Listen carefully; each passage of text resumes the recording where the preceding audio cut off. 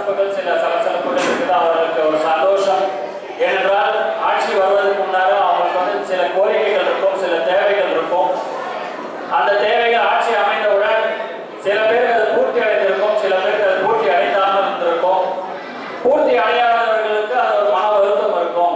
ஆகையால் இந்த 3 ஆண்டுகளில் மக்கள் சந்தோஷமாக இருக்கிறார்கள். மக்களை சந்தோஷப்படுத்தி விட்டோம், நிர்வாகிகளை சந்தோஷப்படுத்த வேண்டும். ஆகையால் அடுத்த 2 வருடம் நம்முடைய இலக்கு கழக நிர்வாகிகளை சென்று சந்தித்து உடனடியாக மாவட்ட பொது உறுப்பினர்கள் கூட்டங்கள், தொடர்ச்சியாக ஒன்றிய பொது உறுப்பினர்கள், தொடர்ச்சியாக நகர பொது உறுப்பினர் கூட்டம், இந்த போல கூட்டங்களை நடத்தி நிர்வாகிகளை சந்தித்து அந்த நிர்வாகிகளிடத்தில் அவருடைய தேவைகள் என்ன என்பதை அறிந்து அதை ஒரு குறிப்பெடுத்து அடுத்த 2 வருடத்தில் அந்த நிர்வாகிகளை சந்தோஷப்படுத்துங்கள் அப்படின்றதான் கட்டளையிட்டார். ஏனென்றால் நிர்வாகிகள் சந்தோஷமாக இருந்தால்தான் நாம் 2026 நிர்ணயிச்ச இலக்கான 200 தொகுதிகளை வெற்றி பெற முடியும் என்றது தலைவரோட ஒரு நோக்கம். ஆகியால் தான் இன்றைக்கு தமிழ்நாடு முழுக்க இதை போல தொடர்ச்சியாக கூட்டங்கள் நடைபெற்றுக் கொண்டிருக்கிறது.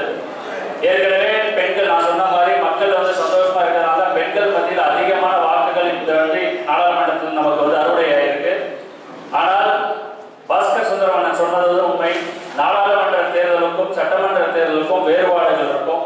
நாடாளுமன்ற தேர்தலுக்கு மக்கள் ஒரு விதமாக வாக்களிப்பார்கள், சட்டமன்ற தேர்தலுக்கு ஒரு விதமாக வாக்களிப்பார்கள்.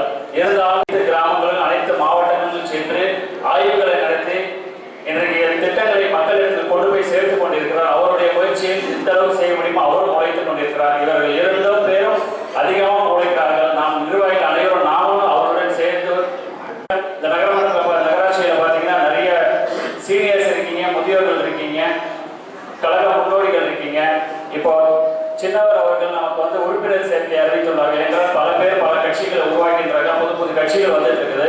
இருந்தாலும் நம் கழகத்தில் புத்துணர்ச்சி, புது இளம் ரத்தத்தை பாய்ச்ச வேண்டும் என்று இளைஞரணி செயலாளர் அவர்கள் நினைக்கிறார்கள்.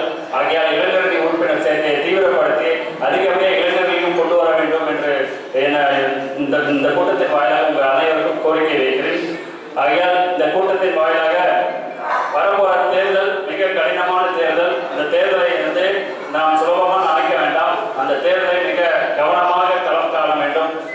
இந்த தேர்தலை வெற்றி பெற்று ஒரு திரும்பவும் 2வது முறை ஆட்சி அமைப்பது. ஏன்னா கடந்த 35 ஆண்டுகள் பிறகு அதிமுக வந்து 2011-14 ஆட்சி அமைத்தார்கள். ஆனால் நம்முடைய கழகம் 48 வருடம் ஆகிறது. இது வரைக்கும் தொடர்ச்சியாக ஆட்சி அமைக்கவில்லை. 48 ஆண்டுகள் பிறகு இந்த வாட்டி 2021-26 ஆண்டுல திருப்பியும் திமுகவை ஆட்சி கொண்டது கழக தலைவர் அவர்கள் இந்த வரலாற்று சாதனை படைத்தார் என்பதை கொண்டு வர வேண்டும். ஆகையால் நீங்கள் அனைவரும் தீவிரமாக